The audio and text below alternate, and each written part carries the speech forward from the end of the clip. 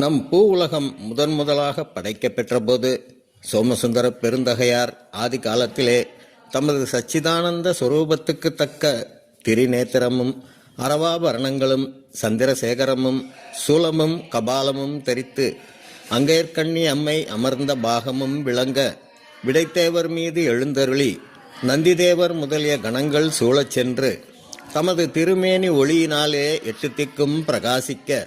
பாதாள லோகமும் சொர்க்கலோகமும் பிரம்மலோகமும் விஷ்ணுலோகமும் அனைத்திற்கும் மேலாகிய தமது சிவலோகமும் உலாவி திரும்பும்போது இந்திரனும் பிரம்மரும் விஷ்ணுவும் முன்னே வந்து வணங்கி துதிக்க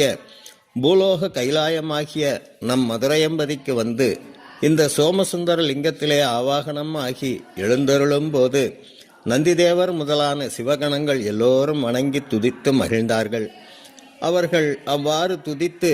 கேட்டுக்கொண்டதாவது என்னவென்றால் அதனை அடுத்த பதிவிலே பார்ப்போம்.